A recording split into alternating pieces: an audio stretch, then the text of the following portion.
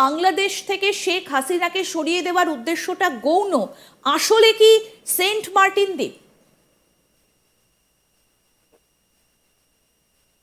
সেখানে না দিলে সেন্ট মার্টিন নিয়ে 1 ইঞ্চিও এগোইতে পারে না Bangla. Sheikh Hasina she was the victim of circumstances, এদেরই চক্রান্তের ভিকটিম সে।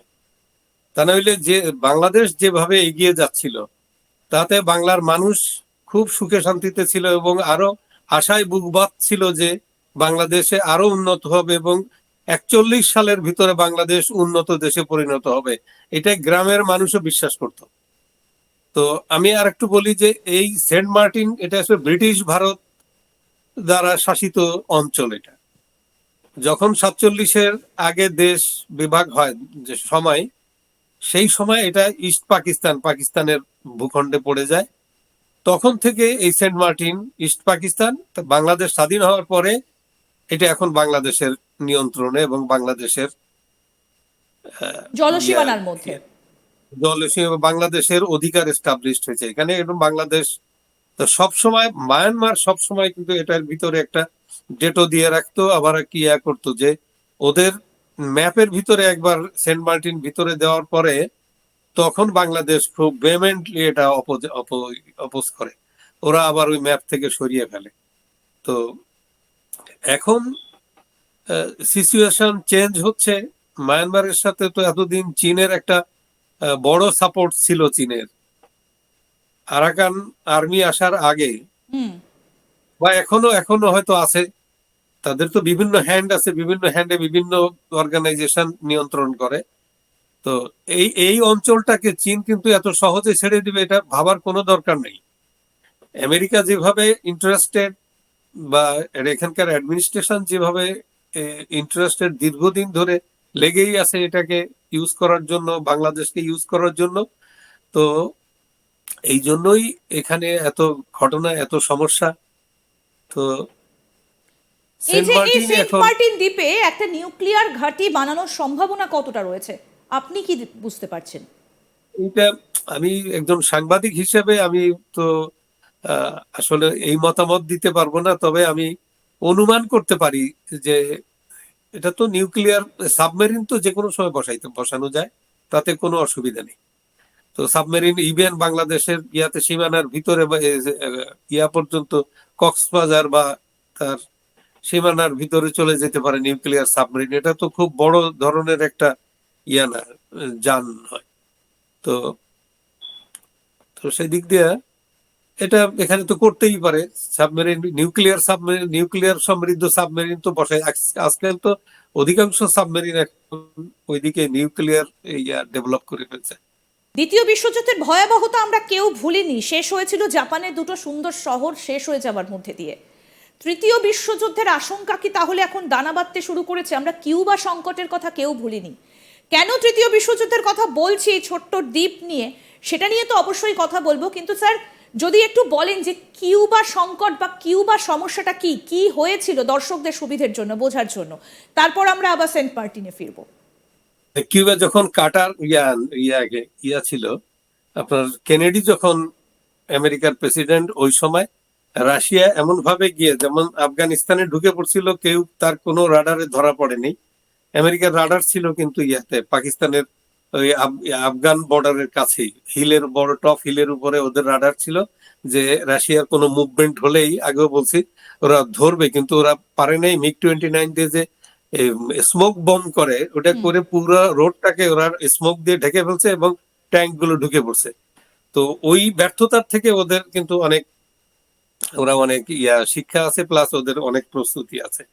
তো অনুরূপ ভাবে আপনার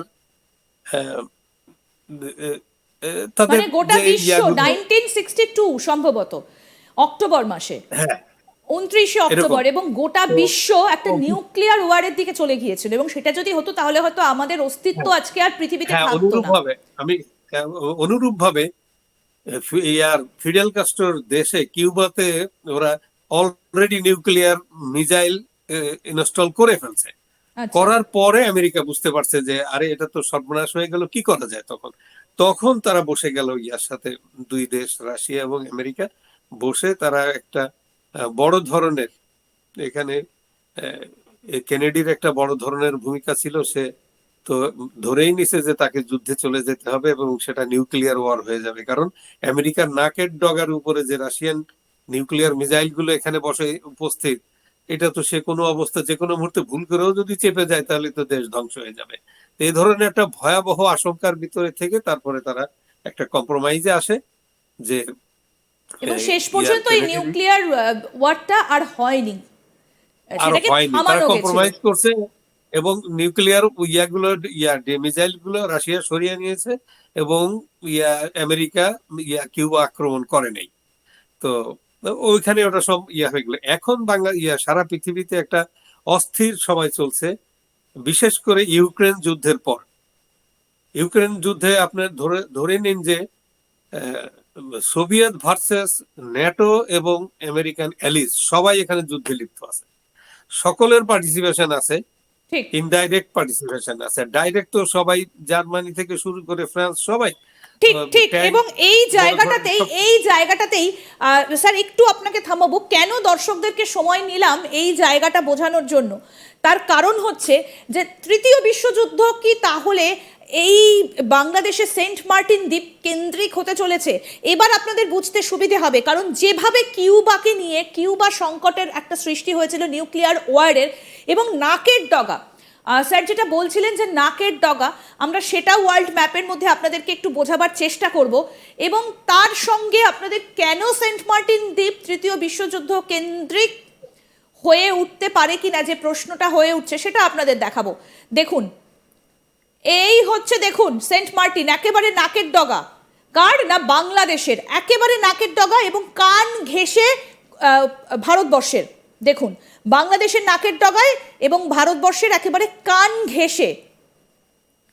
এবং যেখানে যেখানে নিউক্লিয়ার মিসাইলগুলো যদি ছাড়া হয়, দেখুন দিল্লি 1756 কিলোমিটার, এখান থেকে কোনো রকম কোনো লং রেঞ্জ আইসিবিএল মিসাইলের দরকার হবে না। একটা মিড রেঞ্জ মিসাইল, একটা যদি মিড রেঞ্জ মিসাইল পাঠানো যায়, সেটাই কিন্তু এইখানে গিয়ে একেবারে আছড়ে পড়তে পারে। দেখুন, কলকাতা হচ্ছে 456 কিলোমিটার মাত্র শর্ট রেঞ্জ মিসাইল।